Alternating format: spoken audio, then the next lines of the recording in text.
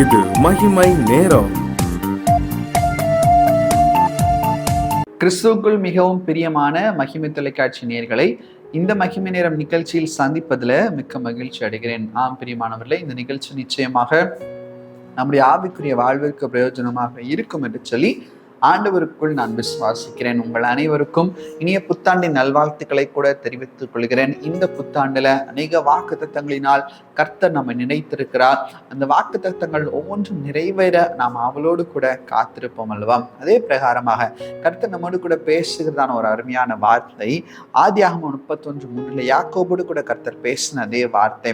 கர்த்தர் யாக்கோபை நோக்கி, நீ உன் பிதாக்களுடைய தேசத்திற்கும் உன் இடத்தாடத்திற்கும் திரும்பிப்போ, நான் உன்னோட கூட இருப்பேன் என்றார். நான் உன்னோடு கூட இருப்பேன். இன்னைக்கு இதே வார்த்தை தான் கர்த்தர் நம்மோடு கூட பேசுகிறார். நான் உன்னோடு கூட இருப்பேன். அப்ப ஆண்டவர் நம்மோடு கூட இருக்கிறார் என்று சொன்னால் அவர் எதற்காக நம்மோடு கூட இருக்கிறார், நம்மோடு கூட இருந்து அவர் என்ன செய்வார் என்று சொல்லி ஒவ்வொரு காரியங்களாய் நாம் தியானித்து கொண்டு வருகிறோம். அதே போல இன்றைக்கும் கூட ஆண்டவர் நம்மோடு கூட எதற்கு இருக்கிறாராம் நாம் வாசிக்கும் போது ஆதியாகமம் 26:3 இந்த தேசத்துல வாசம் பண்ணு, நான் உன்னோட கூட இருந்து உன்னை ஆசீர்வதிப்பேன். நான் உனக்கும் உன் சந்ததிக்கும் இந்த தேசங்கள் யாவையும் தந்து உன் தகப்பனாகிய ஆபிரகாமுக்கு நான் இட்ட ஆணையை நிறைவேற்றுவேன் என்று சொல்லி கர்த்தர் சொல்கிறார். பிரியமானவர்களே, ஆண்டவர் நம்மோடு கூட இருந்து நம்மை ஆசீர்வதிக்கிறவராய் கூட இருக்கிறார். ஒருவன் ஆண்டவரோடு கூட இருக்கிறார் என்று சொன்னால் ஒரு பெரிய ஆசீர்வாதம் அந்த இடத்துல உண்டாக இருக்குது. நம்ம எந்த சூழ்நிலையில காணப்பட்டாலும் அந்த சூழ்நிலைகள் எல்லாவற்றையும் மாற்றி ஒரு பெரிய ஆசீர்வாதத்தின் பாதையிலே நம்மை நடத்துவதற்கு இந்த வருஷத்துல ஆண்டவர் நம்மோடு கூட இருக்கிறார். பிரியமானவர்களே, ஆபிரகாமை குறித்து பார்க்கும்போது ஆபிரகாமுடைய வாழ்க்கையில ஆண்டவர் சொன்ன வாக்குத்தத்தம் நிறைவேற கிட்டத்தட்ட அநேக வருடங்கள் ஆனது. ஆபிரகாமுடைய 100வது வயதுல தான் அந்த வாக்குத்தத்தம் நிறைவேறியது. அவ்வளவு காலங்கள் ஆபிரகாம் காத்திருந்தார். ஆனால் ஆண்டவர் ஆபிரகாமோடு கூட இருந்து ஆபிரகாமை ஆசீர்வதித்ததை நாம் பார்க்கிறோம். இன்னைக்கு அதே போலதான் நம்முடைய வாழ்க்கையின் ஒருவேளை தாமதித்தாலும் அது பொய் சொல்லாது, ஆனால் ஒரு விஷயத்தை நாம் புரிந்து கொள்ள வேண்டும். கர்த்தர் ஆபிரகாமோடு கூட இருந்தார், ஆபிரகாமும் கர்த்தரோடு கூட இருந்தார். பிரியமானவர்களே, இன்னைக்கு நம்முடைய வாழ்க்கையில ஆண்டவர் சொல்கிறார், நான் உன்னோடு கூட இருப்பது சாதாரணமான காரியம் அல்ல, உன்னை ஆசீர்வதிக்கும்படியாகவே நான் உன்னோடு கூட இருக்கிறேன். இன்னைக்கு பெரியவர்களுடைய ஆசீர்வாதம் நமக்கு அநேக நேரத்துல நம்மை வழி நடத்துகிறது. இன்னைக்கு நம்மோடு கூட இருக்கிறவர்களுடைய ஆசீர்வாதம் நம்மை வழி நடத்துகிறது. எல்லாவற்றிற்கும் மேலாக நம்மை படைத்த அந்த தேவனாகிய கர்த்தருடைய ஆசீர்வாதம் நம்மை நடத்துகிறது. இந்த 2026வது வருடம் முழுவதும் எல்லா சூழ்நிலைகளிலும் ஆசீர்வாதத்தின் பாதையின் வழியாய் நடத்த ஆண்டவர் சித்தமுள்ளவராய் இருக்கிறார். அதற்கு நாம் சித்தமுள்ளவர் கொண்டவர்களாய் இருக்கிறோமா? ஆண்டவரோடு கூட இருப்பதற்கு நாம் சித்தம் கொண்டவர்களாய் இருக்கிறோமா? சற்று யோசித்து பார்க்க வேண்டும். God is with us, but are we with God? நம்ம ஆண்டவரோடு கூட இருக்கிறோமா? ஆண்டவர் நம்மோடு கூட இருக்கிறார்.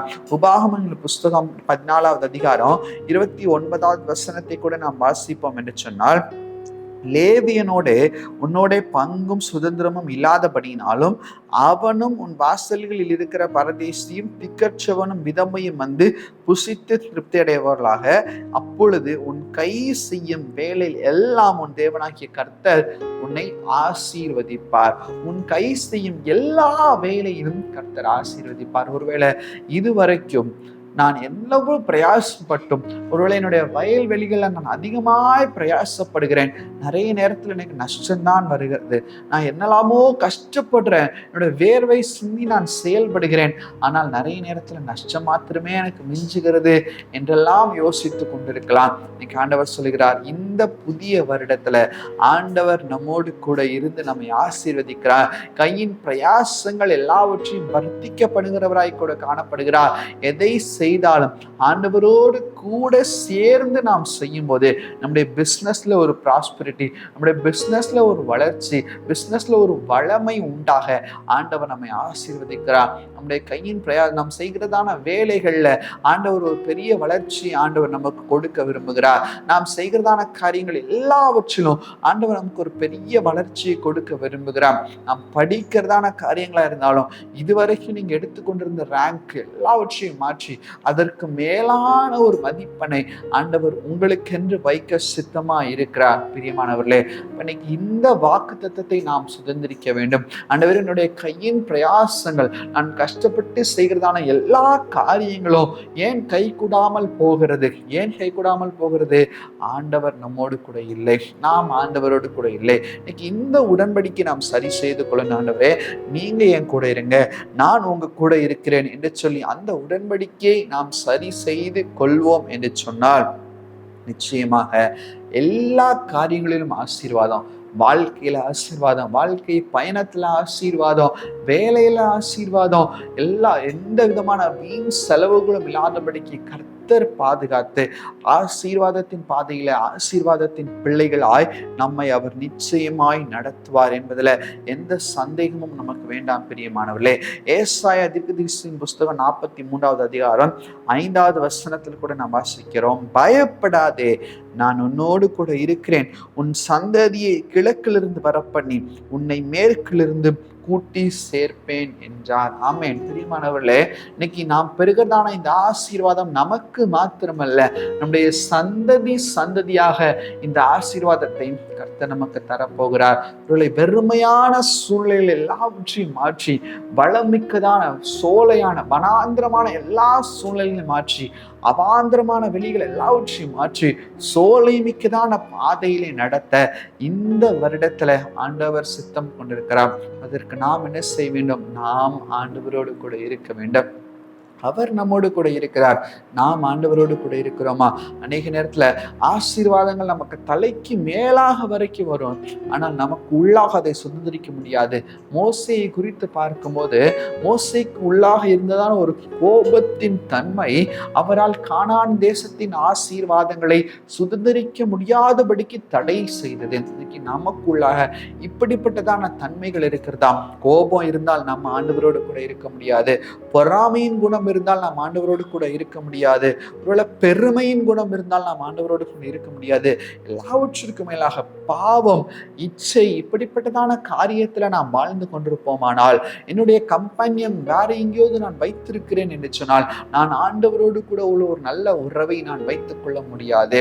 இன்னைக்கு வலது பாரிசத்துல ஆண்டவர் நம்முடைய கரங்களை பிடித்து நடத்துவதற்கு அவர் சித்தமா இருக்கிறார்.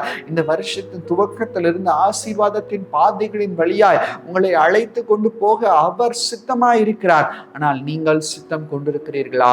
இவை எல்லாவற்றிலும் கூட இருந்த பொறாமை, பெருமை, கோபம், இச்சை, பாவம், இப்படிப்பட்டதான சூழலில் மத்தியிலே வாழ்ந்து கொண்டு எனக்கு ஆண்டவர் ஆசீர்வதிக்க வேண்டும் என்று சொன்னால் எப்படி ஆண்டவர் ஆசீர்வதிக்க முடியும்? எனவே மனம் திரும்புவோம். ஆண்டவரே, நான் உம்மோடு கூட இருக்கிறேன், நீங்க எனக்கு வைத்திருக்கிறதான நியமித்திருக்கிறதான அந்த வாழ்க்கை பயணத்துல பாதையில சரியா என்னை நடத்துங்க, என்னிடத்துல காணப்படுகிற எல்லா குறைகள் குற்றங்களை மாற்றி போடுங்க என்று சொல்லி ஆண்டவரிடத்துல உறுதியாய் கேட்டு அவரோடு கூட ஒப்புரவாகி ஐக்கியமாகி அவரோடு கூட செயல்படும் போது வாழ்க்கை பாதையினை நடக்கும் போது ஆசீர்வாதம் தலை மேல உங்களுக்கு உள்ளாக வரும்.